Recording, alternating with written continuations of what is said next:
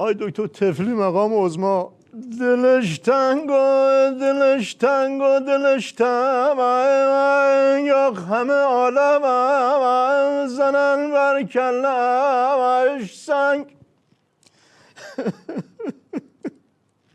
آی از اون ترسام که از وحشت بمیره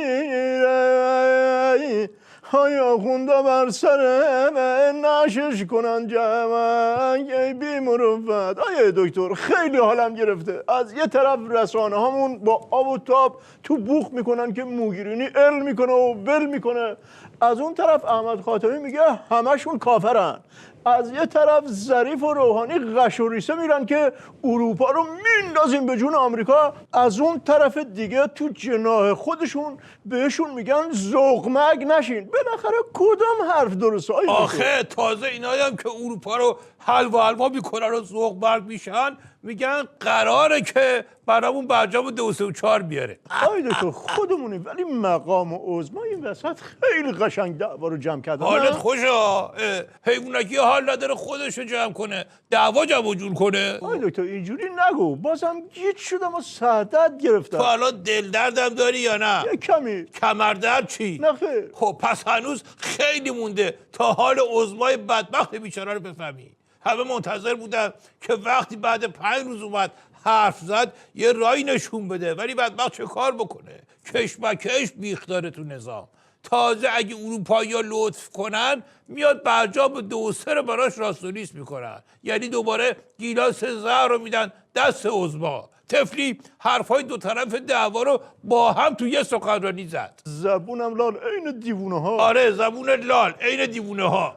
گفت جنگ نظامی نمیشه، تو اومدیم یه نفسی بکشیم، گفت ممکنه از جنگ بدتر بشه. خلاصه نشه نظامو که تو بحث جنایی نیمکش بود مقام عظما تمام کشش کرد. مرحوم بابوی همیشه میفرمودن بزن بهادر. عرض میکردم بله، میفرمودن که 2 تا شکارچی تو جنگل بالا درخت کمین کرده بودن، یکیشون افتاد پایین دیگه نفس نمیکشید، دوستش شک کرد که این مرده باشه، زنگ زد به اورژانس گفت فکر کنم دوستم مرده، چه کار کنم؟ اورژانسی گفت خونسردی تو حفظ کن، زود قضاوت نکن، اول باید مطمئن بشیم که مرده. بعد چند ثانیه صدای تیر اومد، شکارچی دوباره گوشی رو گرفت گفت خب حالا که مطمئن شدم چه کار کنم؟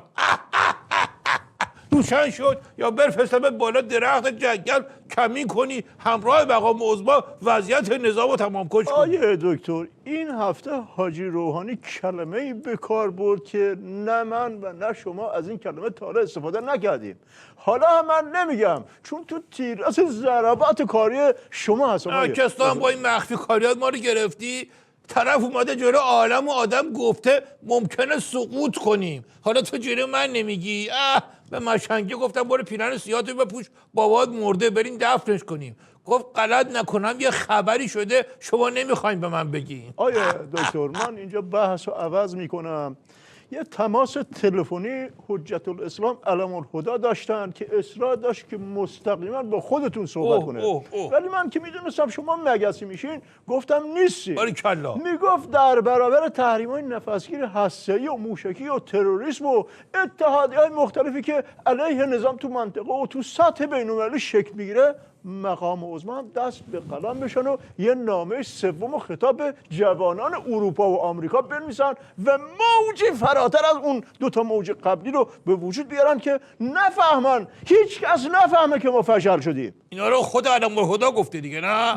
بله. قانون 5 استراتژی میگه کسی که شعورش به اصلی فری کردن بدبختی ها نرسه اسمش مشنگه. مرحوم بابوی همیشه میفرمودن بزن بهادر. عرض میکردم بله، میفرمودن مشنگه اصلی فری حالیش نبود. تو روزنامه آگهی کرد دوستان عزیز من 2 تا بلیط برای فینال جام ملت‌ها خریده بودم که شرکت کنم از نزدیک تماشا کنم، ولی متاسفانه پدرم دار فانی رو ودا گفته و مراسم تشییعش درست مصادف شده با مسابقه فینال. در حالی که اشک امانم نمیده درخواست دارم که اگه کسی مایله تو مراسم تشییع یه پدر دوست داشتنی جای من شرکت کنه که من بتونم با خیال راحت مسابقه فینال رو تماشا بکنم این کارو بکنه. پیشا پیش از همکاریتون با این فرزند داغ دیده ممنونم.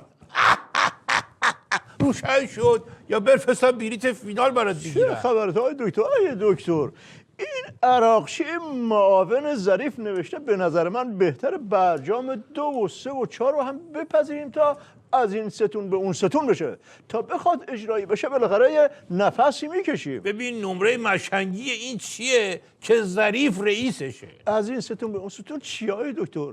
از همین ستون آویزونمون کردن. خب دیگه اون شعورش نمیرسه که اگه تونستیم از عواقب همین برجام 1 جونمون رو در ببریم، بعدش به فکر اون ستونهای بعدی میفتیم. مرحوم ابوی همیشه میفرمودن به بهادر، عرض میکردم بله، میفهمیدن که یارو دید رو سردر رستوران نوشتن شما اینجا غذا بخورید پولش رو از 90تون میگیریم. خوشحال رفت تو رستوران، مفصل خورد. لقمه آخری که گذاشت تو دهن، گارسونه اومد با یک صورت حساب از قد خودش بلندتر. طرف گفت مگه ننوشتین که پول غذا رو 90 باید بده؟ گارسونه گفتش که چرا، پول غذا تو از 90 میگیریم. این صورت حساب مال پدر بزرگ مرحومته. روشن شد یه همچه بذارم که بری تا جنو برای برجام 2. آیه دکتر من دیگه حال دعوا ندارم، هر چی میخوای بگی تو این آخر برنامه بگو، من که اصلا جواب نمیدم، حالا حوصله ندارم. لازم نیست من چیزی بگم، ملت ریختن تو خیابون، هر چی از دهنشون در میاد به مقام عظما و بالا تا پایین نظام دارن میگن. تو که نوبرشو نیاوردی که. منم حال دعوا ندارم. فکر کنی آیه فقط دکتر خودت این حال بارم نداری؟ ما خواستیم دعوا نکنیم، با دعوا نکردمون هم تو دعوا دارم. من با دعوا نکردم دعوا ندارم. من با وضعیت مقام عظمای بدبخت دعوا دارم.